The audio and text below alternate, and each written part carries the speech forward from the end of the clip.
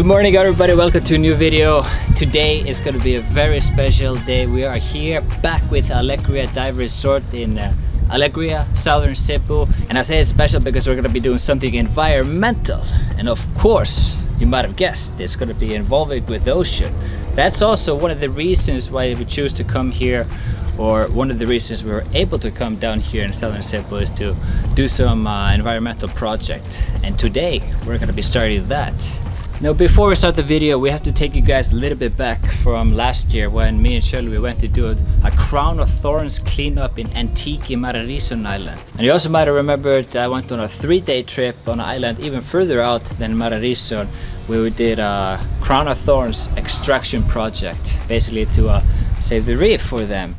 Wow, I am so exhausted, guys. It's so freaking heavy underwater carrying all the Crown of Thorns. I think we did almost 2 hours, and we're definitely more than 400 compared to yesterday, which was 374. Alright, so after we gather all the Crown of Thorns, we have to dig holes and bury them. However, today with Alegria Dive Resort, we're going to be doing a little bit different way or method of extracting the Crown of Thorns. There are two ways: inject the Crown of Thorns to kill it, or simply extract it from the corals and bring it onto land. So we'll be doing the injection one, and we also learned a new method. We're going to be filling up a pump gun that's going to be stabbing the Crown of Thorns and inject vinegar into them to kill it.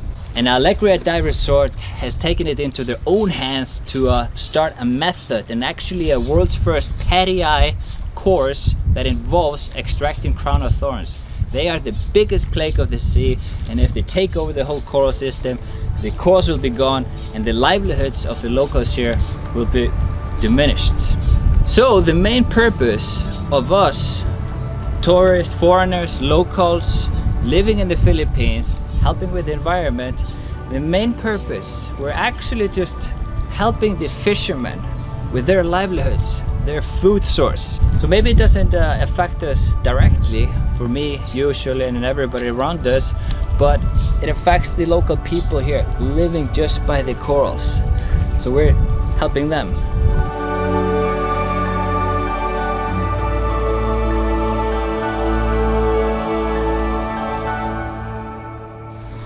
The previous method that we used was a simple clamp that would pick up the cod and put it into a bag, and then we bring it onto land.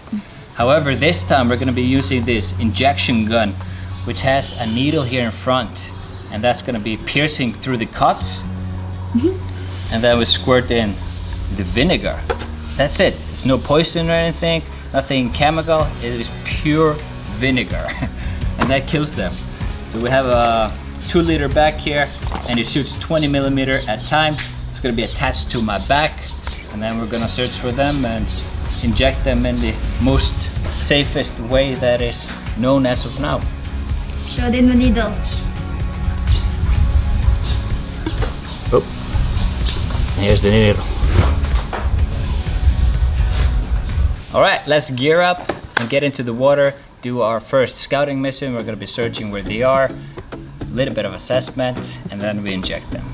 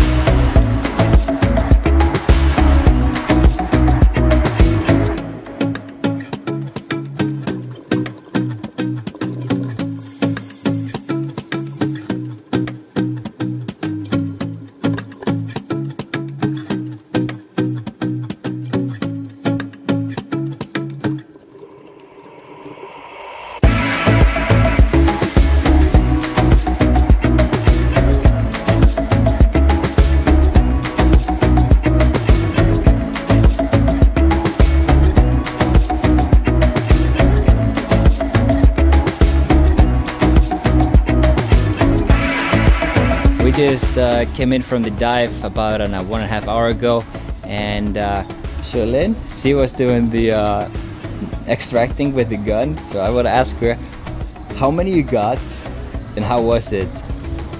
So Charlene, how was the feeling of using the gun and shooting into the Crown of Thorns that are destroying our reefs? It's quite satisfying, the feeling that you can help for the community here. Though they did not see it, but underwater, yes. It's already outbreak, so we need to do something for it before it's gonna be gone, especially the coral. So yeah, it's quite satisfying. Yeah, good job. It's around 28. So you got 28 on this dive. That's a lot actually.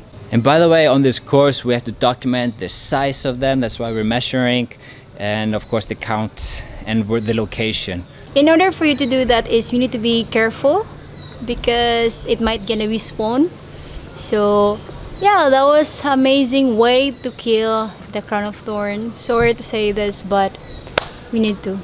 Another fact that might really surprise you is that you would think the pandemic has been helping the ocean, which is of course has done in some certain places. For example, in Tupataha, my dream location, we were actually supposed to go there this year. In Tupataha, I've received reports of a lot of bird species migrating back to those islands. But also the marine life is less stressed with all the boats and divers around. So of course, there's some great things, but what really shocks you here is that in the cities of Cebu, for example, so many people have lost their jobs, so they go back to the province, and you'll have a lot more people fishing for food now. So that is causing a lot of stress on the reef and the marine life here. So you would think the pandemic has done great things for the ocean, but like I said, in some places it hasn't, because we have a lot more people fishing for survival basically, which is understandable, and that's just how it is in some parts of the world. But with the Crown of Thorns eating up all the coral in such a fast pace that it's going to limit and reduce the amount of fish that are spawning and growing there. So what we're doing is basically helping the locals. And yes, we say sorry for killing them because Crown of Thorns actually serves an important role in the ecosystem. They serve a similar role as sharks. They keep balance to the ecosystem. What sharks do, and why everybody says it's so important to protect the shark, is that they balance it. Meaning, if one species starts overpopulating, the shark takes care of them and reduces the number so other species can thrive. That is the main role of sharks. Crown of Thorns, it's same. They eat the corals, but in a balanced way. So if one coral species is taking over the reef, the Crown of Thorns is there to diminish their numbers or make some patches of holes where other corals can grow. So they do serve an important role, but they're actually the most fertilized species in the world, so they can spawn in such number that they can actually take over reefs and completely destroy them in a matter of 1 or 2 or 3, 4 or 5 years. So when there's an outbreak like here and you don't take care of it, there's a great risk of the reef to basically die, and then there's very limited fish to people to survive here, like we saw in Antigua.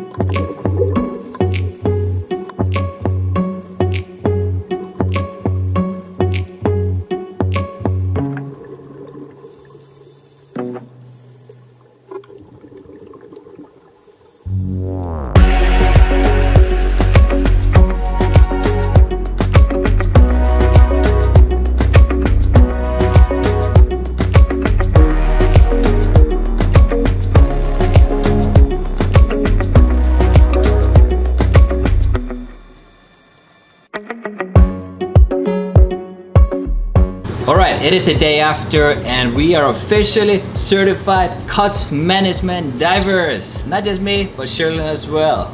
Yay! And I'm so proud of getting this certification, because I know when these outbreaks happen in the Philippines, I'll probably go there and do some, well, assist a little bit, because I have a lot more knowledge about the problem when it occurs and the right method to approach the situation when it happens. So I'm super excited to bring this certification and the knowledge. So with that said, we're helping out the locals and the fishermen around the reefs, and that's always a good feeling.